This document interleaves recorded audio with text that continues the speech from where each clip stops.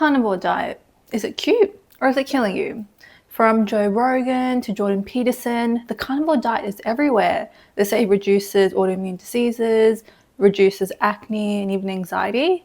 So what's the truth? Is a carnivore diet all that's hyped to be, or is it just a scam? Stick around till the end as we do a deep dive backed by science as to whether the carnivore diet is all that's hyped to be. So what is a carnivore diet? A carnivore diet is essentially no veg, no carbs, just meat products. So think things like eggs, beef, fish, lamb, livers, stuff like that, and the occasional dairy and salt. And the reason why people say they do this is to essentially eliminate all plant-based products. So plant-based products, they say, can cause inflammation, autoimmune diseases, bloating, things like that. And so in a nutshell, it's just basically the complete opposite of veganism.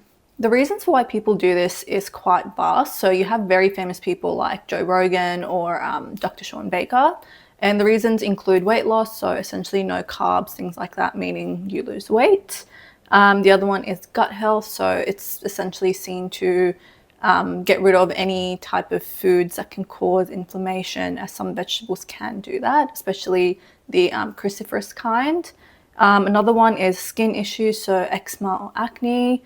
And the other one is mental health concerns. So there have been a lot of people who've actually reported feeling just so amazing after going off like veggies and carbs. They basically said that after years of struggling, they finally found a way out. So there's a lot of different reasons as to why people can go on this diet. This then leads us to what it does to your body. So it's kind of similar to keto in the way that week 1 is when you're feeling really low energy, fatigued, don't really feel like yourself, since it's the first week of starting something new and your body needs to adjust. The second week is when it does start to adjust, reduce bloating, reduce discomfort. And then week 3 is when you usually have that energy burst, start to feel better. People say that they start to see benefits as to why they're taking it, why they've changed their diet. So slight reductions in acne or more mental clarity, things like that. But it is important to note that there actually haven't been any long-term studies done on the carnivore diet. So everything that we know is based on quite a short-term time frame.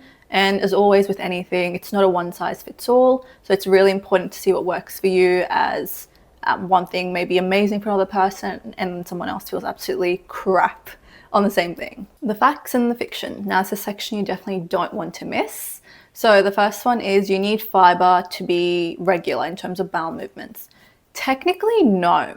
So meat is a fibrous substance, and meat is also high in protein. And with those two factors combined, you technically don't need to have fiber to keep your bowels moving. And some people do report that with less fiber, they actually feel less constipated. And so this may not work for everyone, but lots of people that are on a carnivore diet do claim that. And the other thing is, since you technically don't need fiber, you technically don't need to be eating plant-based vegetables. But the thing is, it's very restrictive, and like I said, it's not one size fits all. The next one is too much meat can cause kidney disease. So this is very closely linked to the whole idea of too much protein causes kidney disease. And the thing is, there have been a lot of studies done that actually show that in healthy people, so people without any kidney-related disease or any serious underlying condition, when they do consume more protein, which is usually in a meat form, their kidneys do not develop kidney disease. And so technically the answer is no to this, but I always say this, and it's very important to get advice from a specialized professional, especially if you do have any underlying condition. So even if you have a tiny inkling of like, oh, I may have some kidney issue or any serious underlying condition, please speak to a specialized person before deciding to go onto this diet. The third one is that if you don't eat fruits, you'll get scurvy. So this one's also a technically no answer. The reason being is that when you're on a carnivore diet, you're kind of expected to eat from snout to tail. So all the other diverse meats, diverse organs in between. So like heart, kidney, liver, whatever else. And they all typically have some degree of vitamin C. The other thing to also note is that when you cut out carbs, your vitamin C requirement reduces. The reason for this is that glucose and vitamin C are typically similar in composition. And so when they're trying to get absorbed, they sort of fight one another. And so when your carbs, so your glucose levels reduce, then your vitamin C also reduces as there's less for it to fight for. And the other thing is also is that there's vitamin C supplements you can take if you really are low. And it's also important to try getting your meat fresh and organic, as this increases the vitamin C. So if you don't really eat organic meats or fresh meats, then chances are you will be low on vitamin C.